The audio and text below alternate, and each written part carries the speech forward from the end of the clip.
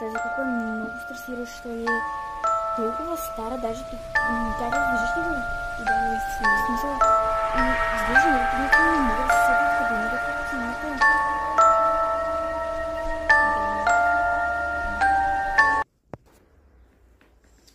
Боже мой. Значи не мога да вярвам. Само време да си лягаме и само да си взема такова. Знаеш ли какво? Изчакай, ще за малко. Чакай тук. Димка си тръгна, ще беше паднала. Знаеш ли какво? Просто трябва да забравим за тези неща. Да забравим, това е истина.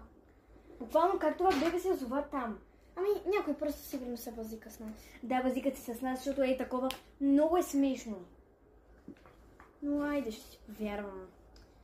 Хайде просто да си лягаме, да забравим всичко това, каквото е било, може и да не е истина, може да няма такива неща и не вярваме в такива неща. Затова, нека да си лягаме, аз си лягам и ти си лягай и... да. Айде. Лека нощ. Лека нощ. Има, моля да спри музиката, 5 сутринта е сигурно.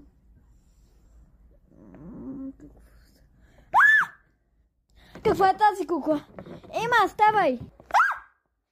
Какво става? Какво става? Не можеш да се знаеш. Опитах се един път да мога да заспа наистина.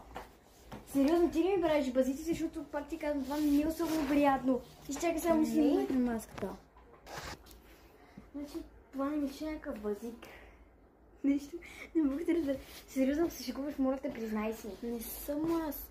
Знаеш ли какво? Просто трябва да забравим за тези неща. Пак и да забравим това, което каза преди малко. Тя ми дойде над главата. Как така? Просто си го представяш. Или го сънуваш? Не го сънувам. Сигурна съм, че това го видях. Видях го. Не наистина. Бях се събудила, слушах някаква... Чакай, няма как да било сън. Чувах някаква музика. После се събудих, казах, Ема, намали музиката. След това чух, че абсолютно никой не е намалил музиката или нещо се случва. И разбрах, че нищо не е станало.